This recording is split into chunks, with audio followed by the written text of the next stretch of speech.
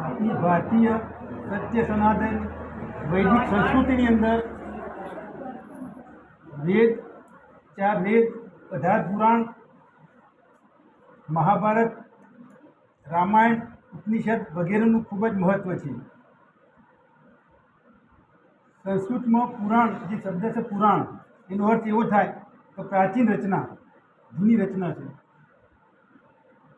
તો જન સંપૂર્ણ સમુદાય આપણું જે જ્ઞાન, દેવતાઓની લીલા,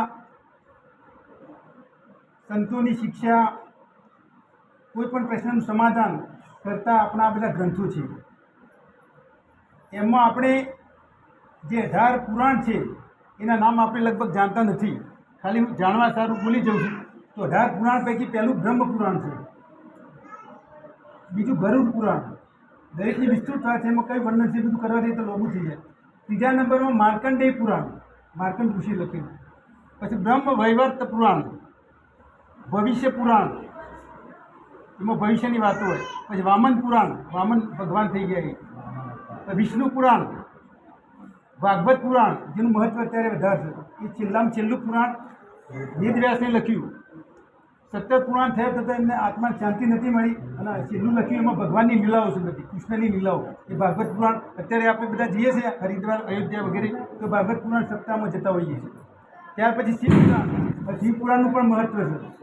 શિવ પુરાણ, હા શિવ પુરાણ.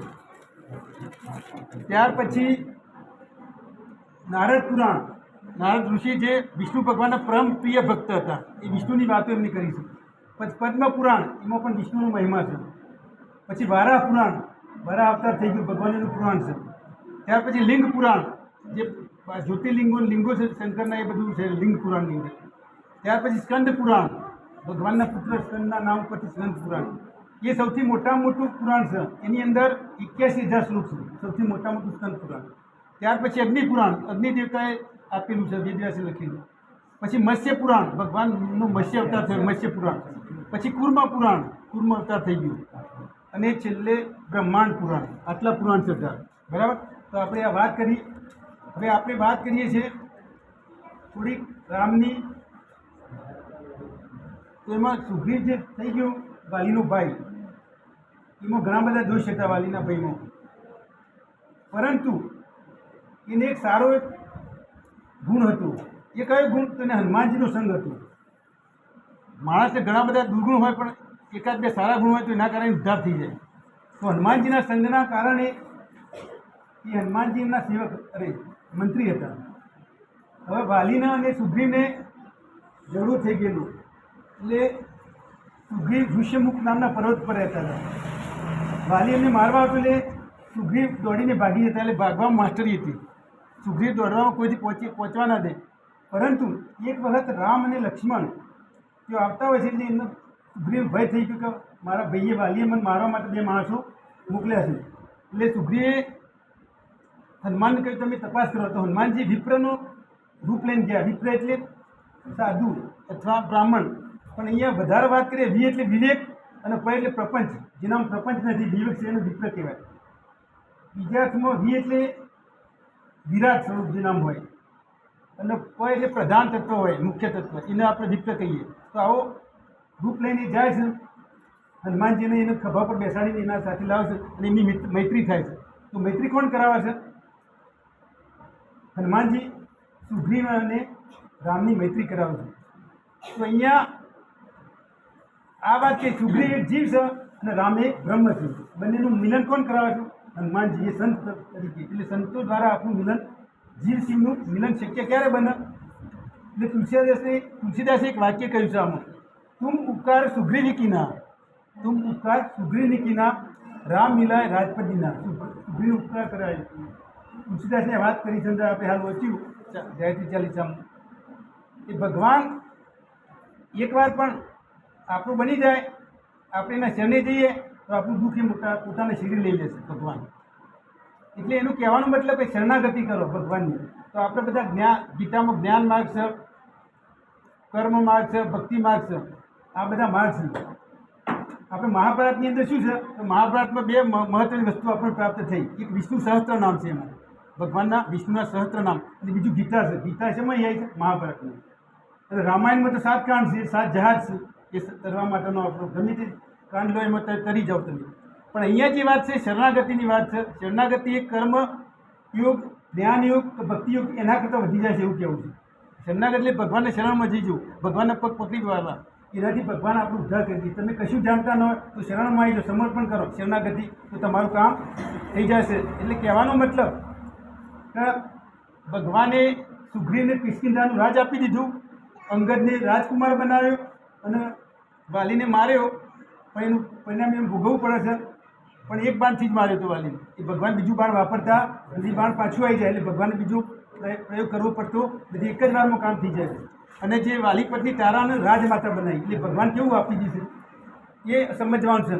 એટલે રામકાજ કરવાની વાત કરી, એટલે સીતાને પ્રાપ્ત કરવાની વાત કરી. સીતાએ ભક્તિની વાત કરી છે. જેમ બહેનો આપણે રસોઈ બનાવો તો રસોઈની અંદર ઘણીવાર એમને મીઠું કે મરચું વધુ પડી જાય તો શું કરે? મીઠું મરચું કાઢી લેવાય. તેનો ઉપાય કયો? ઉપાય કોઈ જાણે છે? તો એમાં એક વાત અહીંયા કરી છે, હું જાણું. તો એમને એવું કહ્યું છે કે તમારે રસોઈની અંદર જો મરચું વધારે પડી જાય તો ઘી નાખી દેવાનું. ખાધું આપણે શાક તીખું હોય તો ઘી તમે 2 ડોકલી નાખી દો તો શાક તીખું લાગતું નથી. અને જો મરચું વધારે પડી જાય તો એમાં લીંબુ નીચોવી દેવાનું. તમે આ મીઠું પેલામાં મરચામાં પેલું ઘી, મીઠામાં લીંબુ નીચોવી જાય એટલે એનું મીઠું વધુ ખારા પણ ઓછું થઈ જાય. એવું પ્રયોગથી સાબિત કરશે. એક સંતે વાત કરી હતી એટલે મેં એ નોંધી છે. બરાબર? એટલે સમજવાની વાત કરી. એટલે આપણે કહેવાનો મતલબ કે આપણે ગૃહસ્થાશ્રમમાં છીએ. કારણ કે 4 આશ્રમ છે: બાલ્યાશ્રમ, ગૃહસ્થાશ્રમ, વાનપ્રસ્થ અને સંન્યાસાશ્રમ. સંન્યાસાશ્રમ બધું છોડી જવું પડે, પણ આપણે ગૃહસ્થાશ્રમમાં કામ કરવું પડે. કામ કરીએ આપણે તો બધું થાય, પણ કામની સાથે સાથે આપણે જે 4 ક્રિયાઓ કરીએ છીએ, આહાર, નિદ્રા, ભય, મૈથુન, એ તો પ્રાણીઓ પણ કરીશ. તો આપણે વધારાનું શું કરવું? તો આપણે જ્ઞાન છે એનો ઉપયોગ કરવો પડે. એ બધું કરવું પડે. તેમાં તુલસીદાસ એવું પણ કહ્યું છે કે બડે ભાગ માનુષ તન પાયા. એવું વાક્ય આવે છે ને ભાઈ, બડે ભાગ માનુષ તન પાયેલ, મનુષ્યનું શરીર મળ્યું છે તેનો ઉપયોગ કરી લો. આપણે કોઈ તમારો પતિ કે કોઈ તમને નાકનું કોઈ ઘરેણું લઈ દે અથવા ગરાનો હાર લઈ દે તો તમે ખુશ થઈ જાઓ. પણ આપણે ભગવાનને ખુશ થવાનું. ભગવાને આપણને ઘરું આપ્યું, નાક આપ્યું, એ બધું આપ્યું તો આપણે એથી ખુશ થવાનું છે. એટલે આપણે ભગવાનનો આભાર માનવાનો છે. માનવ જે લૌકિક છે એ તો વાત સાચી, પણ અલૌકિકની વાત આપણે અહીંયા કરી છે, તેનું મહત્વ અહીંયા વધારે છે. એ વાત કરી છે. બીજી વાત, આપણે ભારતીય સનાતનની વાત કરીએ તો એમાં બધા સંપ્રદાયો છે. આપણે હિન્દુ સનાતન તો એક જ છે, જે મૂળિયું છે એક જ છે, પણ દારો પોખરા વધારે છે. તેની હું વાત કરી લઉં તો આપણે કેવું કે હું સત્કર્મમાં જઉં છું, કોઈ કે હું સ્વાધ્યાય પરિવારમાં જઉં છું, કોઈ કે કબીર પંથમાં છું, કોઈ કે ગાયત્રી પરિવારમાં છું, કોઈ કે નાથ સંપ્રદાય આદેશવાળા છે, કોઈ કે અવિચલદાસમાં સત્કર્મમાં જઉં છું. આવું બધું છે ને. ઇસ્કોનમાં કોઈ જાય છે, કોઈ રાધા સ્વામી જાય. પણ એમાં કહેવાનો મતલબ કે હું અહીંયા બધી વાતો મેં સાંભળી છે. એમાં સત્કર્મમાં અવિચલદાસજી મહારાજ એવું કહેતા હતા કે આપણે અવિચલદાસજી એવું કહેતા હતા કે હું 3 તત્વો ઉપર કામ કરું છું. કયા 3 તત્વો? તો આપણું શરીર હાચવવાનું, શરીર સુખી રાખવું પડે. આપણે ગયા તો એ પથારીમાં 2 વર્ષ કરીએ તો સારું દેખાય? આપણે જીવીએ ત્યાં સુધી સંપૂર્ણ શરીર સૌષ્ઠવ હોવું જોઈએ, નિરોગી રહેવું જોઈએ. તો શરીર હાચવીને કામ કરો. બીજી વાત એને અધ્યાત્મની કરી. અધ્યાત્મની થોડી ભક્તિભાવની, ભક્તિની વાત કરી. તે વાત કરી છે એ પણ સાચી છે, એ કામ કરતા રહેવું. પણ ત્રીજી વાત રાષ્ટ્રવાદની કરી.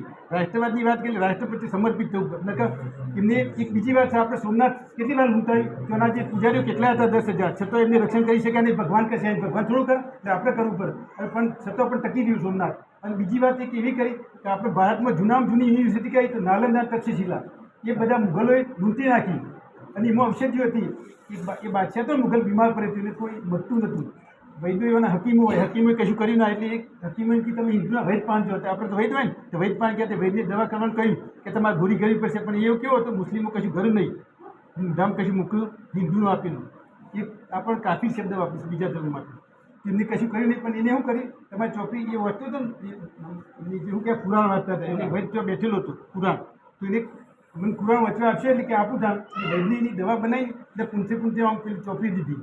કારણ કે એ લોકોને મૂઢામાં વગરી ગેરંટી હોય. તમે ખાતા હોય એ લોકો જોજો તો આમ કરીને આમ ખાય, ખાતા હોય મૂઢામાં ચાટું દરેક. એટલે આપણે વટાર પડતું એવું જ કર્યું છે લોકોને. એ લોકોએ બતલાવાનું. તો એને એ જોઈ લીધું કે આ રાજા છે ને જે મુગલ, એ આ મૂઢામ કરી એ દવા ચોપડી દીધી પત્તે. તો એ પછી બીજા દવા વચવા માંડ્યું તો આમ કરીને દવા તો થોડી મૂઢામ જાય ને. એને બતી ગયું, પછી એને ફૂટ પાડ્યું આવું છે. એને પછી એને મારી નાખ્યું ને એ બધા વૈદ્યોને મારી નાખ્યા કે આ તો બીજા કોઈ આવું કરશે તો આ તો બધા બહુ જ્ઞાની છે હિન્દુ તો એ બધા વૈદ્યોને માર્યા.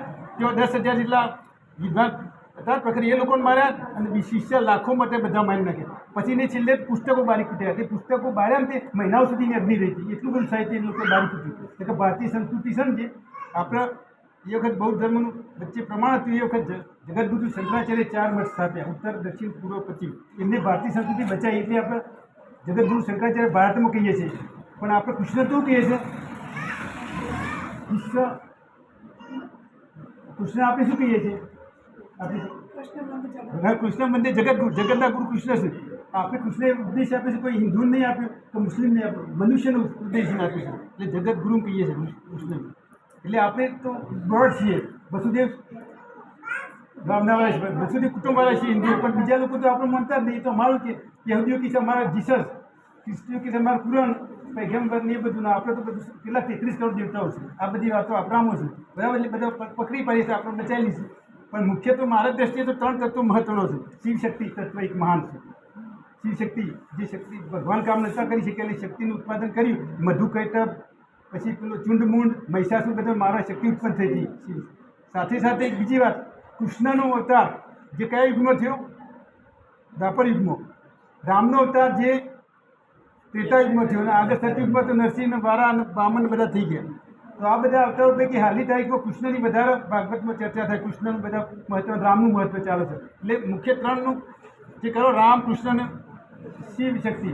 કારણ કે રામના જન્મ વખત પણ શિવ આવ્યા હતા દર્શન કરવા, કૃષ્ણના જન્મ વખત પણ શિવ આવ્યા હતા દર્શન કરવા. એટલે એ કેવા સર્જનમાં છે? શિવ કેવા સર્જનમાં? અવિનાશી. જ્યારે પેલા જન્મ લઈને ભગવાનની લીલાઓ કરી છે એ વાત છે અહીંયા. પછી બીજી વાત કરું કે આ હરિચંદ્રદાસજી એવી વાત કરી કે હમણાં નવરાત્રિ તોફાન થયું ભાઈ હેલગામો, દહેગામ જોડે, ગાંધીનગર જોડે. તો બધાએ વિરોધ કર્યો કે ભાઈ આવું ના ચાલે, દર વર્ષે બધા આ લોકો 25 સંખ્યા ઘર હોય ને આપણે 80 ઘર 100 ઘર હોય તો એ લોકો તોફાન કરી ગયા. તો પછી લોકોએ ફરિયાદ કરી તે ભૂપેન્દ્રભાઈએ તો બુલડોઝર મોકલી સાફ કરી નાખ્યું. એમને બધું દબાયું હતું ને બધું સાફ કરી નાખ્યું. તો વિસનગરમાં આવી ઘટના બની તો એમાં કે બુલડોઝર ફેરવા એવી વાતો થઈ. એટલે હવે આ બધું અનિષ્ટ ઘટવાની વાતો થઈ છે. પણ ક્યારે સમાજ જાગૃત થાય ત્યારે. એટલે કહેવાનો મતલબ કે આપણે હિન્દુ જગ્યાએ દેશ જગ્યાએ સૂત્ર કામ આવશે. હિન્દુ જગ્યાએ તો દેશ જગ્યાએ એ કામ સૂત્ર આવશે.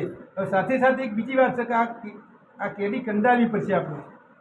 એટલે દીવાડોડીનું કોણ બન્યા? તો આ બધા જે હાલ કવિચંદ્રદાસની વાત કરી, સ્વાધ્યાય પ્રેમમાં પાંડુરંગે વાત કરી છે, ગીતાના સિદ્ધાંતો પર ટીકા સંધ્યાની એમને વાત કરી છે. એ રીતે કબીર પંથમાં અસંગદેવજી હાલ જોડ ઉપર પાયા પર કામ કરશે, સત્યની જ વાતો કરશે. અસંગદેવ ખુલજો તમે, અસંગદેવ તો બધી મોટી ટોપની જ વાતો છે. ત્યાર પછી ગાયત્રી પરિવારમાં શ્રીરામ શર્મા આચાર્ય તપની વાત કરી. સંક્રાંતિ સમય આવે એવું કહ્યું. સંક્રાંતિ સમય એટલે હાલનો સમય છે જબરજસ્ત.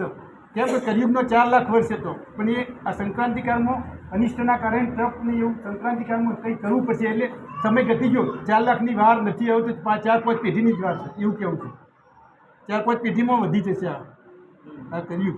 એટલે ઝડપથી પ્રસાર થઈ રહ્યો સંક્રાંતિ. ત્યાર પછી વાત થઈ નાથ સંપ્રદાય. આદેશ શંકરના ભક્તો નાથ સંપ્રદાયવાળા, આદેશ તમે સભ્ય છે આદેશવાળા, જય ગિરનારીવાળા, એ પણ કામ કરી રહ્યા છે. શક્તિ સંપ્રદાયમાં બધી આપણી શક્તિઓ છે, જે શક્તિ અંબા, ઉમા, દુર્ગા, બધા ચામુંડા, કોઈ કે શાકંભરી, ભ્રામરી, એ બધી નામ જુદા જુદા પ્રદેશમાં જુદા જુદા હોય.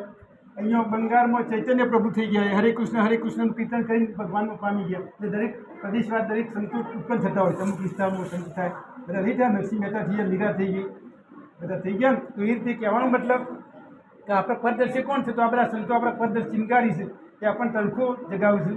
તો આપણા જે 4 કામ છે, ધર્મ, અર્થ, કામ, મોક્ષ, એ પુરુષાર્થને પાર પાડવા માટે આપણે કંઈ કરવું પડશે. તો એમાં વર્ણ વ્યવસ્થા છે, ક્ષત્રિય, બ્રાહ્મણ, વૈશ્ય, શૂદ્ર એવું છે ને. ક્ષત્રિય, બ્રાહ્મણ, વૈશ્ય, શૂદ્ર. તો આપણે જાતમાં છે એવું નહીં, વૃક્ષોમાં પણ એવું છે. પછી આ જે પુષ્કર તીર્થ છે બ્રાહ્મણ ગણાય છે. પછી જે પ્રયાગરાજ છે એવું કહેવાય છે ખબર, રાજા ગણાય. રાજા તો ક્ષત્રિય હોય. તો દરેકમાં આવું છે, એવું નહીં કે મનુષ્યમાં છે વર્ણ વ્યવસ્થા, દરેકમાં છે. જેમ કે વૃક્ષમાં જે છે ને આપણે પીપળો છે ને, પીપળો એને બ્રાહ્મણ કહેવાય. પીપળા શું કહેવાય? બ્રાહ્મણ. તમે કહો કે પીપળો હરગાવ તો હરગાવ બ્રાહ્મણ કહેવાય. પછી વડ છે ક્ષત્રિય કહેવાય, વડને ક્ષત્રિય કહેવાય. અને જે ઓબો છે ને ઓબો વૈશ્ય કહેવાય. આપણે વૈશ્યમાં શું આવે? ખેતી, પશુપાલન, એ બધું આવે, વેપારની. અને શુદ્રમાં બાવર આવે. તો તે શુદ્રમાં બાવરને ગણ્યું છે. તો કોટાવાળાથી આપણને કહેતા બાવર કાપી જ નાખીશું. કોઈ ના પાડે બાવર કાપવાની. એટલે આ ટાઈપનું દરેકમાં છે કહેવાનો મતલબ. બીજી વાત એ કરી કે નબળો સમય આવે ને એટલે કશું ભૂલવું નહીં. એને ઉદાહરણ હું વાત કરું કે સ્વામિનારાયણ સંપ્રદાયની અંદર સહજાનંદ સ્વામી છપૈયામાં થઈ ગયા. એમના સાથે એક સંત હતા, એમનું નામ છે ગુણાતીનંદ. એમના હાથે ફરતા હતા જુનાગઢમાં, અને જુનાગઢમાં ફરતા હતા દામોદર કુંડની નજીક. એ રહે જતા હતા, બહુ ઠંડી હતી, તેમને ઠંડી લાગી. આમ ઠંડીમાં આપણે નહીં આમ ફરી જતા હતા. એમાં એક બાવલો નામનો કઠિયારો, બાવલો છે ને એ મુસ્લિમ હતો. બાવલા નામનો કઠિયારોની બેન લાડરી નામની બે એ ભાઈબંધ લાકડો કાપવા જોઈએ ને લાકડો વેચતો હતો, અને એ રીતે ગુજરાન થતો હતો. એટલે એ બાવલું કે બાપજી તમને સ્વામી તમારે બહુ તાપ લાગી, કે બહુ લાગી બેટા, તું કે તમે તાપનું કહી દઉં. એનો જે હતો ને લાકડો બે સળગાવી દીધો. એ ગુણાતીનંદ સ્વામી છે ને એ તાપ્યા, એ તાપેલી ખુશ થઈ ગયા. પછી એમને આશીર્વાદ એવો આપ્યો કે તારે છે ને તારે લાકડા ભાડા ઉપાડવા પડશે નહીં, એવું બોલી ગયા. તારે લાકડા ભાડા ઉપાડવા પડશે નહીં. એટલે એની બેન કે આવું તો થોડું એક બોલી જાય, આપણે નહીં કરવા, કાલથી કામ નહીં કરવાનું. પછી એના પછી શું બન્યું, એના પછી એવું બન્યું કે એની બેન છે લાડલી એ બહુ સુંદર હતી, રૂપાળી હતી. એટલે પહેલાં બાદશાહ મુગલ બાદશાહ કેવા કોઈ રૂપાળી છોકરી લઈ જતા. તો બાદશાહે કેમ મોકલાય કે બાવલાની બેન છે ને એને સમાચાર મોકલો કે તારી સાથે બાદશાહ લગ્ન કરવો છે. તો પછી આ તો તૈયાર થઈ જાય, ગરીબ હોય કોઈ રોકી ના આપે બાદશાહ. એની બેનનો લગ્ન એ નવાબ સાથે કર્યો જુનાગઢના. હવે નવાબ સાથે કરે એટલે આનો ભાઈ છે ને એનો સારો થયો બાવલો. કે બાવલો છે એનું નામ બાઉદ્દીન હતું. તો એને મંત્રી બનાવી દીધો. એનું શું બનાવ્યું મંત્રી, એટલે વહીવટ બધું એને આપ્યું. બરાબર. એને ટેક્સ ઉઘરાવાનું બધું, એટલે એને ટેક્સ નાખ્યું. જુનાગઢમાં ટેક્સ નાખ્યું તો બધા ભરી નતા આપતા. આપણે ઘણી વાર વેરો વધી જાય તો આપણે કે આટલો બધો વેરો ના હોય, ચાલ નગરપાલિકામાં આંદોલન નહીં કરતા બધા જે સોસાયટીવાળા કે પાણી વેરો ક્યાં મજા લેશે, 500 ચાલશે. તો પછી શું કરી, તો એ બવાદ્દીન જે છે ને એને ટેક્સ ઉઘરાવ્યો છે. તે પ્રજા કે ના આટલો આલી, અમે રાજાને કહો એટલે કે ના કહું. તો મોટો બની ગયો એટલે તો પાવર આવે. પણ એના પહેલાં એક ઘટના એ બની કે બાવાદ્દીનને લાકડો કાપા દાંતીનું કકરાવાનું હતું. એ લવાર પણ જતું. એ લવારના 2-3 ગ્રાહક હતા. તે 2-3 ગ્રાહકમાં કાકરી પછી બોલ્યો કે મારું કે દાંતીનું કકરી આલો. એટલે પેલો કે પૈસા લાવ્યો છે, કે પૈસા તો નહીં લાવ્યો, પણ કે પછી આલો એ કમાઈ આવતા બહુ માલો એવું કહ્યું. એટલે પેલો કે હા ચાલો. એ લવારને દાંતરનું કાકરી આલ્યું. લવારે દાંતરનું કાકરી આલ્યું, બરાબર. એટલે એની યાદ પૈસા નતા આલ્યા, પણ આરે બની ગયું ખબર પડી હતી નહીં. ત્યારે બાવલું છે ને જે કઠિયારો બાઉદ્દીન મંત્રી બની ગયો છે. એને આ બધું ફરીને કે ભાઈ ટેક્સ આવી એટલે આરે લવાર આગળ હતું ટોરામાં. તે લવાર કે એવું ના હોય કે ટેક્સ વધી જાય, કે આપણે ના હોય કે પાંચ પૈસા તો દાંતરા કકરાના પૈસા નહીં હતા ગરીબ ખિસ્સામાં, એવું બોલે એટલે પેલા લાઇટ થઈ ગઈ. કારણ મારા ઉપર કે છે એટલે પછી ટેક્સ ઓછો કર્યો. એટલે આવી બધી ઘટના હોય છે, ભૂલાય નહીં આપણે નાનપણમાં હોય એ વાત એને કરી. એક બીજી વાત કરું,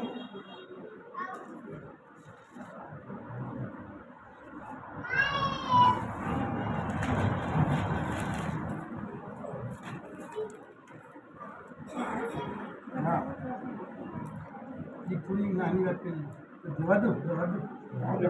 હા નેક્સ્ટ ટાઈમ ચલો, બરાબર. નેક્સ્ટ ટાઈમ એક સામાયિક વાક્ય કહી દઉં કે આપણે 4 યુગ છે ને, 4 યુગ, સતયુગ, ત્રેતાયુગ, દ્વાપરયુગ અને કલયુગ. એમાં પહેલાં 100% સત્ય હતું, પછી 75% થયું ત્રેતાયુગમાં, પછી દ્વાપરમાં 50% થયું, એટલે 25% સત્ય છે, 75% પસંદ ચાલે છે. બોલો શ્રી રામચંદ્ર ભગવાન કી.